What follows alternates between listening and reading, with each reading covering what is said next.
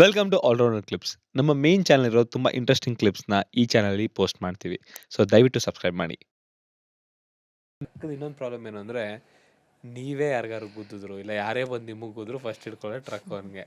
ಈ ತರ ಕೇಸ್ಗಳು ಯಾವ್ದಾರು ಆಗಿದೆ ನಿಮಗೆ? ನೀವು ಯಾವ್ದಾರು ಟಚ್ ಮಾಡಿ ಇಲ್ಲ ಅವ್ರು ಯಾವ್ದಾರು ಟಚ್ ಮಾಡಿ ನಿಮ್ಮ ಕಡೆಯಿಂದ ನಮ್ಮ ಕಡೆ ಆಗಿಲ್ಲ, ಆಗಿರೋದು ಇರಲಿ ತುಂಬಾ ಇದಾವೆ. ಆಗದೆ ಇರಲಿ, ಬಟ್ ಅದು ಎಷ್ಟು ಇದು ಅನ್ಸುತ್ತೆ ಅಂದ್ರೆ ಏನೋ ಮೊನ್ನೆ ನಮ್ಮ ಗಾಡಿಗೆ ಟಚ್ ಆಗೈತೆ ಲಾಸ್ಟ್ ವೀಕಲ್ಲಿ. ಓಕೆ. ನಮ್ಮ ಗಾಡಿ ಡ್ರೈವರ್ ಹಂಸಿದೆ ಮುಂದೆ, ಫ್ರಂಟ್ ವೀಲ್ ಹತ್ತಿಸಿ ಬ್ಯಾಕ್ ವೀಲ್ ಹತ್ತಿಸ್ತಾ ಇದ್ದಾನೆ. ಹಿಂದಗಡೆಯಿಂದ ಕಂಟೈನರ್ ಒಂದು ಗಾಡಿ ಬಂದು ಹೊಡೆದಿದೆ. ಓಕೆ. ಮತ್ತು ಎರಡು ಗಾಡಿ ಸೈಡ್ಗೆ ಹಾಕ್ಕೊಂಡಿದ್ದಾರೆ. ನಮ್ದು ಸ್ವಲ್ಪ ಹಿಂದೆ ಡ್ಯಾಮೇಜ್ ಆಗಿತ್ತು, ಅವ್ರ ಶೇಪ್ ಫುಲ್ ಡ್ಯಾಮೇಜ್ ಆಗಿತ್ತು. ಏನು ಸೆಟಲ್ಮೆಂಟ್ ಮಾಡಿರಿ ಇಲ್ಲ FIR ಮಾಡಿಸ್ತೀವಿ ಅಂತ ನಾವು ಹೇಳಿದ್ವಿ. ಅವರು ಇಲ್ಲ ನಾವು ರೆಡಿ ಮಾಡಿಸ್ಕೊಂತೀವಿ ಅಂದರು. ಮತ್ತು ನಮ್ಗೆ ರೆಡಿ ಮಾಡ್ಸೋಕೆ ಏನಾರ ಕೊಟ್ಟೋಗಿ ತಪ್ಪಿರೋದು ನಿಮ್ಮದು. ಯಾಕಂದ್ರೆ ನಮ್ಮ ಹುಡುಗ ಬ್ರೇಕ್ ಹೊಡೆದ್ಮೇಲೆ ನೀವು ಬ್ರೇಕ್ ಹೊಡಿಬೇಕು, ಸುಮ್ಮನೆ ಬಂದು ಗುದ್ಬಿಟ್ರೆ ಅಂತ ಅವ್ರ ಓನರಿಗೆ ಫೋನ್ ಮಾಡಿಸಿದ್ವಿ. ಅವ್ರ ಓನರ್ ಏನು ಹೇಳ್ತಾರೆ, ನಿಮ್ಮ ಹುಡುಗ ಬ್ರೇಕ್ ಯಾಕೆ ಹೊಡೆದು ಹಂಗೆ ಹೋಗ್ಬೇಕಿತ್ತು ಅಂತ. ಆಮೇಲೆ ಕೊನೆಗೆ 3 ಅವರ್ ನಿಲ್ಲಿಸಿದ್ರು ಅಲ್ಲೇ ಗಾಡಿ. ನಾನು ಪೊಲೀಸರನ್ನ ಕರೆಸ್ತೀನಿ ಅಲ್ಲಿಗೆ ಇರು ಅಂತ. 3 ಅವರ್ ವೆಯ್ಟ್ ಮಾಡಿದ್ವಿ. ಅವ್ರು 112 ಕಾಲೇ ಮಾಡಿಲ್ಲ ಫಸ್ಟ್ ಆಫ್ ಆಲ್. ಆಮೇಲೆ ನಾವು ಕಂಪ್ಲೇಂಟ್ ಮಾಡಿ ಕರೆಸಿ ಏನೋ ಸ್ವಲ್ಪ ಚಿಕ್ಕ ಪುಟ್ಟ ಅಮೌಂಟಿಗೆ ಸೆಟಲ್ಮೆಂಟ್ ಮಾಡಿ ಕಳಿಸಿದ್ರು ಅವರು. ಅದೇನು ಯೂಸ್ ಅಂದರೆ ಅದೇನು ಅದರಲ್ಲಿ ನಮಗೆ ಖರ್ಚೇ ಜಾಸ್ತಿ ಬರುತ್ತೆ, ಅವ್ರು ಕೊಟ್ಟಿರೋ ಅಮೌಂಟ್ಗಿಂತ 4 ಬರುತ್ತೆ. ಇನ್ಶೂರೆನ್ಸ್ ಎಷ್ಟು ಒಂದು ಗಾಡಿಗೆ ಎಷ್ಟಿರುತ್ತೆ ಇನ್ಶೂರೆನ್ಸ್? ಈಗ ಇನ್ಶೂರೆನ್ಸ್ ವಿಚಾರಕ್ಕೆ ಬಂದರೆ ತುಂಬ ಥರದ ಇನ್ಶೂರೆನ್ಸ್ ಬರ್ತದೆ. ನಾರ್ಮಲ್ ಪಾಲಿಸಿ ಮಾಡಿಸ್ತಾರೆ ಕೆಲವರು. ನಮ್ಮ ಡ್ರೈವರ್ಸ್ಗೆ ಓನರ್ ಕಮ್ ಡ್ರೈವರ್ ಆಗಿರೋರು ತುಂಬ ಜನಕ್ಕೆ ಗೊತ್ತೇ ಇಲ್ಲ ನಾವು ಯಾವ ಪಾಲಿಸಿ ಮಾಡಿಸ್ಬೇಕು, ಓಕೆ, ಯಾವ ಪಾಲಿಸಿ ಮಾಡಿಸಿದ್ರೆ ನಮಗೆ ಬೆಟ್ರಾಗುತ್ತೆ ಫ್ಯೂಚರಲ್ಲಿ. ಅದೇನು ಸ್ವಲ್ಪನೂ ಐಡಿಯಾನೇ ಇಲ್ಲ. ಗಾಡಿ ಓನರ್ಗಳ್ಗೂ ಸ್ವಲ್ಪ ಐಡಿಯಾ ಕಮ್ಮಿನೇ. ಅಂದರೆ ತುಂಬ ದಿನದಿಂದ ಫೀಲ್ಡಲ್ಲಿರೋರಿಗೆಲ್ಲ ಗೊತ್ತಿರುತ್ತೆ ಅದು. ಈಗ ಹೊಸ್ದಾಗಿ ಬಂದಿರೋರು ಯಂಗ್ಸ್ಟರ್ಸ್ಗಳು ಇರ್ತಾರಲ್ಲ, 2 ವರ್ಷ 3 ವರ್ಷದಿಂದ, ಇವಾಗ 1 ವರ್ಷ ಆಗಿರುತ್ತೆ ಗಾಡಿಗಳು ತೊಗೊಂಡು, ಏನು ಗೊತ್ತಿರಲ್ಲ, ಸುಮ್ಮನೆ ಗಾಡಿಗಳು ತೊಗೊಂಡ್ಬಿಟ್ಟಿರ್ತಾರೆ, ಇನ್ಶೂರೆನ್ಸ್ ಬಂದುಬಿಡುತ್ತೆ. ಅಂದರೆ ನಮ್ಮದ್ರಲ್ಲಿ ಏನಾಗುತ್ತೆ, ವೆಹಿಕಲ್ ಫೀಲ್ಡಲ್ಲಿ ವರ್ಷಕ್ಕೆಲ್ಲ ಬಂದುಬಿಡುತ್ತೆ. ಹೊಸ ಗಾಡಿ ತಗೊಂಡಾಗ ಏನೂ ಇರೋಲ್ಲ, 1 ವರ್ಷ ಆಯಿತು ಅಂದರೆ ಇನ್ಶೂರೆನ್ಸ್,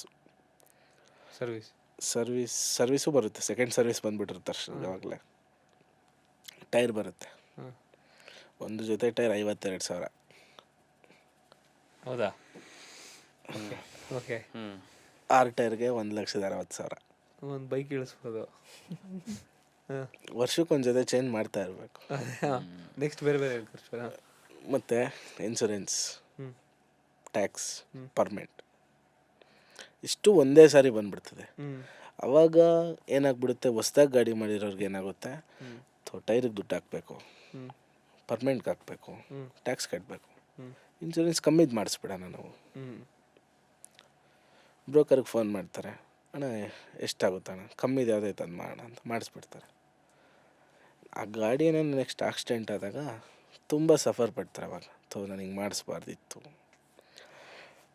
0 ಡೆಪ್ರಿಸಿಯೇಷನ್ ಮಾಡಿಸ್ಬಿಟ್ರೆ ಟೆನ್ಷನ್ ಇಲ್ಲ, ಒಂದು 10,000 15,000 ಜಾಸ್ತಿ ಬರ್ಬೋದು, ಎಲ್ಲ ಕ್ಲೈಮ್ ಆಗುತ್ತೆ. ನಾವು ಮಾಡಿಸೋ ಇನ್ಶೂರೆನ್ಸಲ್ಲಿ ಪ್ರತಿಯೊಂದು 100% ಕ್ಲೈಮ್ ಬರುತ್ತೆ. ಫೈಬರು, ರಬ್ಬರು, ಗ್ಲಾಸು ಎಲ್ಲ 100% ಕ್ಲೈಮ್ ಬರುತ್ತೆ. ಇನ್ಕ್ಲೂಡಿಂಗ್ ನಮ್ಮ ಗಾಡೀಲಿ ಈರುಳ್ಳಿ ಜಾಸ್ತಿ ಓಡಿಸೋದ್ರಿಂದ ಅದರಲ್ಲಿ ಲೇಬರ್ನ ಆ್ಯಡ್ ಮಾಡಿಸ್ತೀವಿ ಇನ್ಶೂರೆನ್ಸಲ್ಲಿ. ನಮ್ಮ ಗಾಡಿ ಒಂದು 3+1 2+1 ಟೋಟಲಾಗಿ 3 ಜನ ಅಷ್ಟೇ ಟ್ರಾವೆಲ್ ಮಾಡ್ಬೋದು. 4 ಜನ ಇದ್ದಾಗ ಆಕ್ಸಿಡೆಂಟ್ ಆದರೆ ಗಾಡಿ ಅದಕ್ಕೆ ಸಮಸ್ಯೆ ಆಗಬಾರ್ದು ಅಂತ ಅವ್ರನ್ನ ಲೇಬರ್ ಥರ ತೋರಿಸ್ತೀವಿ ಇನ್ಶೂರೆನ್ಸಲ್ಲಿ. ನಾವು ಇಬ್ಬರು, ಡ್ರೈವರ್ ಒಬ್ಬರು, ಕಂಡಕ್ಟ್ರ್ ಇಬ್ಬರು, 3 ಜನ ಪ್ಲಸ್ 4 ಜನ ಲೇಬರ್ನೂ ತೋರಿಸಿರ್ತೀವಿ. ಈರುಳ್ಳಿ ಓಡಿಸ್ಬೇಕಾದ್ರೆ ರೈತರು ನಮ್ಮ ಜೊತೆ ಬರ್ತಾರೆ ಗಾಡೀಲಿ, ಅವ್ರನ್ನ ಕರ್ಕೊಂಡು ಹೋಗ್ತಾ ಇರ್ತೀವಿ.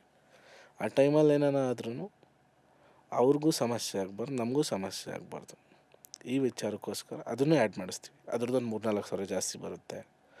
ಪ್ರೀಮಿಯಮ್ ನಮ್ಮ ಗಾಡಿಗೆ 70,000 75,000 ಬರುತ್ತೆ ಒಂದು ವರ್ಷಕ್ಕೆ ಇನ್ಶೂರೆನ್ಸ್. ಸೊ ಟೋಟಲ್ 1 ವರ್ಷ ಎಂಡಿಗೆ ಬರೋ ಅಷ್ಟೊತ್ತಿಗೆ 1,6 ಅಲ್ಲಿ 70 ಇಲ್ಲಿ ಒಂದು 4 ಲಕ್ಷದವರೆಗೂ ಖರ್ಚು ಬರುತ್ತೆ. 6 ವೀಲ್ಗೆ ಒಂದು 2ರಿಂದ 2.30. ಓಕೆ. ಗಾಡಿ ದೊಡ್ಡದಾಗ್ತಾ ಕಷ್ಟ, ಜಾಸ್ತಿ ಹಾಕೊಂಡು ಹೋಗ್ತಾ ಇರುತ್ತೆ. 16 ವೀಲ್ಗೆ 16 ಟೈರ್ ಚೇಂಜ್ ಮಾಡಬೇಕು, ಎಲ್ಲ ಒಂದೇ ವರ್ಷ. ಈಗ ಅಂದರೆ ಕಾರಲ್ಲಿ ಏನು ಮಾಡ್ತಾರೆ, ಫ್ರಂಟ್ ಟೈರ್ ತೆಗೆದು ಬ್ಯಾಕ್ ಹಾಕಿ ಫ್ರಂಟ್ ಮಾತ್ರ ಬೇರೆ ಮಾಡ್ಬೋದು. ಲಿಫ್ಟ್ ಟ್ಯಾಕ್ಸ್ ಎಲ್ಲ ಇರ್ತದೆ, ದೊಡ್ಡ ಗಾಡೀಲಿ ಮಾಡ್ಬೋದು. ಬಟ್ ನಮ್ಮ ಗಾಡೀಲೂ ಅಷ್ಟೇ ಫ್ರಂಟ್ನದು ಬೇಗ ಸವಿತದೆ. ಹಾಂ ಅವನ್ನ ತೆಗ್ದು ಬ್ಯಾಗಾಗಿ ಹೊಡಿಯೋಕ್ಕಾಗಲ್ಲ, ಬಟ್ ಸ್ವಲ್ಪ ಡಿಫ್ರೆನ್ಸ್ ಆಗುತ್ತೆ 1 ಮಂತ್ 2 ಮಂತ್ ಹಾಕೋದು. ಬಟ್ ವರ್ಷ ಎಂಡಿಂಗ್ ಅಂದಮೇಲೆ ಅದೆಷ್ಟು ಹಾಕ್ಲೇಬೇಕಲ್ವ, ಯಾವತ್ತಿದ್ರೂ ಹಾಕ್ಲೇಬೇಕು ತಾನೆ ಅದು. ಹ್ಞೂ ಕರೆಕ್ಟ್. ಕ್ಯಾಲ್ಕುಲೇಷನ್ ಇರಲೇಬೇಕಲ್ಲ, ಎಷ್ಟು ಖರ್ಚು ಮಾಡಿದ್ವಿ ಗಾಡಿಗೆ, ಎಷ್ಟು ನಮಗೆ ಇನ್ಕಮ್ ಬರುತ್ತೆ. ಸೊ ಇಲ್ಲಿವರೆಗೂ ಟೈರ್ಗಂತಾನೆ ಎಷ್ಟು ಖರ್ಚು ಮಾಡಿದ್ದೀರಾ ನೀವು? ಲೆಕ್ಕ ಇಟ್ಟಿಲ್ಲ, ಲೆಕ್ಕ ಮಾಡೋಕ್ಕಾಗಲ್ಲ. ಅಂದರೆ ಒಂದು 10 ಲಕ್ಷದ ಮೇಲೆ ಹೋಗಿದ್ಯಾ? ಜಾಸ್ತಿ ಹೋಗಿದೆ. ಇವಾಗ ಟ್ರಕ್ ಡ್ರೈವರ್ಸ್ಗೆ ರೂಲ್ಸ್ ಏನಾದರೂ ಇದೆಯಾ? ಮಾರ್ನಿಂಗ್ ಟೈಮಲ್ಲಿ ಸಿಟಿ ಒಳಗೆ ಓಡಿಸ್ಬಾರ್ದು ಟ್ರಕ್ನ. ಇಲ್ಲಿ ಬೆಂಗಳೂರಲ್ಲಿ ಇದೆ. ಮತ್ತು ಆದರೂ ಯಾಕೆ ಓಡಿಸ್ತಾರೆ ಸಿಟಿಲಿ? ಬರಲ್ಲ, ತುಂಬ ನೋಡಿದ್ದೀನಿ ನಾನು. ಚಿಕ್ಕದಿರುತ್ತೆ ಅದು. ಯಾವ ಯಾವ ಪರ್ಮಿಷನ್ ಇರುತ್ತೆ ಅದು? 7,500 GVW ಒಳಗಡೆ ಮತ್ತು 4 ವೀಲರ್ ಆಗಿರಬೇಕು. ಈ ಗಾಡಿಗಳು ಓಡಾಡ್ಬೋದು. ಓಕೆ. ಸಿಟಿ ಒಳಗಡೆ ಬರೋಕ್ಕೆ ರಿಸ್ಟ್ರಿಕ್ಷನ್ಸ್ ಇದೆ, ಹೊರಗಡೆ ಹೋಗೋಕ್ಕಿಲ್ಲ. ಮತ್ತೆ ಓಕೆ. ಬೆಳಿಗ್ಗೆ ಎಷ್ಟಕ್ಕೆ ಬ್ರೋ? 7 7 ಗಂಟೆ ಇರೋದು, 8 ಗಂಟೆವರೆಗೂ ಬಿಡ್ತಾರೆ. ಬೆಳಿಗ್ಗೆ 7ರಿಂದ 11 ಗಂಟೆವರೆಗೂ ನೋ ಎಂಟ್ರಿ. ಆಮೇಲೆ 12 ಗಂಟೆವರೆಗೂ ನೋ ಎಂಟ್ರಿ, ಆಮೇಲೆ ಬಿಡ್ತಾರೆ. ಮತ್ತು 4 ಗಂಟೆವರೆಗೂ ಓಡಾಡ್ಬೋದು ಗಾಡಿಗಳು, ಮತ್ತು 4ರಿಂದ 9 ಗಂಟೆವರೆಗೂ ನೋ ಎಂಟ್ರಿ. ಗೌರ್ಮೆಂಟ್ ಕಡೆಯಿಂದ ಬೇರೆ ಏನೇನು ನಿಮಗೆ ಅಂದರೆ ಹೆಲ್ಪ್ ಆಗಿದೆ ಇಲ್ಲಿ? ಸ್ಕೀಮ್ಸ್ಗಳಾಗಿರ್ಬೋದು, ಲಾಭಗಳು ಏನೇನಾಗಿದೆ?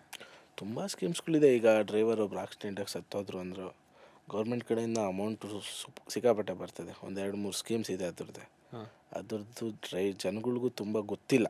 ಫಸ್ಟ್ ಆಫ್ ಆಲ್ ನಮಗೂ ಗೊತ್ತಿಲ್ಲ ಅದು. ನಾವು ಇವತ್ತಿನವರೆಗೂ ಆ ಸ್ಕೀಮ್ಸಲ್ಲಿ ಯಾರಿಗೂ ದುಡ್ಡು ಕೂಡ ಕೊಡಿಸಿಲ್ಲ. ನಮ್ಗೆ ಗೊತ್ತಿರೋರು ಯಾರು ಆ ಥರ ಆಗಿಲ್ಲ, ಮಾಡಿಸಿಲ್ಲ. ಬಟ್ ತಿಳ್ಕೊಂಡ್ರೆ ತುಂಬ ಇದೆ ಸ್ಕೀಮ್ಸು. ಯಾಕೆ ಅದ್ರ ಬಗ್ಗೆ ಅಂದರೆ ಯಾರು ಇದು ಮಾಡ್ತಾ ಇಲ್ಲ? ಬಿಕಾಸ್ ನೋಡಿ ಸರ್, ಈಗ ಒಂದು ಡಿಪಾರ್ಟ್ಮೆಂಟ್ ಅಂದರೆ, ಈಗ ನಮ್ಮ ಟ್ರಾನ್ಸ್ಪೋರ್ಟ್ ಡಿಪಾರ್ಟ್ಮೆಂಟು, ನಮ್ಮ ಡಿಪಾರ್ಟ್ಮೆಂಟ್ ಯಾರು ಜವಾಬ್ದಾರಿ? ಟ್ರಾನ್ಸ್ಪೋರ್ಟ್ ಡಿಪಾರ್ಟ್ಮೆಂಟ್ ಅವರೇ. ಓನರ್ ಟ್ರಾನ್ಸ್ಪೋರ್ಟ್ ಡಿಪಾರ್ಟ್ಮೆಂಟರ್ ಯಾರು?